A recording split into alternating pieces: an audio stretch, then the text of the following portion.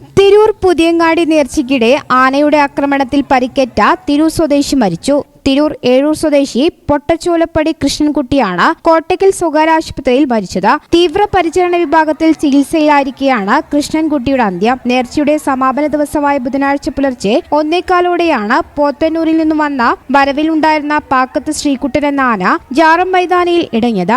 സംഭവത്തെ തുടർന്ന് ചിതറിയോടി നിലത്ത് വീണു മറ്റും 28 പേർക്ക് പരിക്കേറ്റിരുന്നു. ആനയുടെ പാപ്പാന്മാർക്കെതിരെ തിരൂർ പോലീസ് കേസെടുത്തിരുന്നു. തിരൂർ CI KJ ജിനേഷിനാണ് അന്വേഷണ ചുമതല. അതേസമയം പുതിയങ്ങാടി വലിയ നേർച്ചയ്ക്കിടെ ആനയിടങ്ങിയ സംഭവത്തിൽ ഹൈക്കോടതി റിപ്പോർട്ട് തേടിയിട്ടുണ്ട്. തിരൂർ സബ് കളക്ടറോടാണ് റിപ്പോർട്ട് തേടിയത്. പുതിയങ്ങാടി നേർച്ചയ്ക്കിടെ ആനയിടങ്ങിയതും ഒട്ടകത്തെ ഇറച്ചിക്കായി കൊണ്ടുവന്നതുമായ സംഭവങ്ങളിലാണ് കോടതി വിശദീകരണം തേടിയത്. പുതിയങ്ങാടിയിൽ ജനങ്ങളും ആനകളും തമ്മിൽ എത്രയകലം പാലിച്ചിരുന്നുവെന്നതടക്കം അറിയിക്കണമെന്നും കോടതി നിർദ്ദേശിച്ചിട്ടുണ്ട്.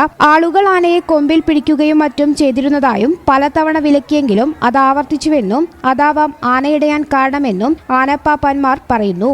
ഈ channel news Tirur. Al Salama eye hospital സേവനത്തിന്റെ 20ാം വർഷത്തിലേക്ക് 21 ലക്ഷത്തോളം സന്തുഷ്ടരായ ഉപഭോക്താക്കളും 2 ലക്ഷത്തോളം തിമിര ശസ്ത്രക്രിയകളും പൂർത്തിയാക്കിയ മലബാറിലെ ഏക കണ്ണാശുപത്രി.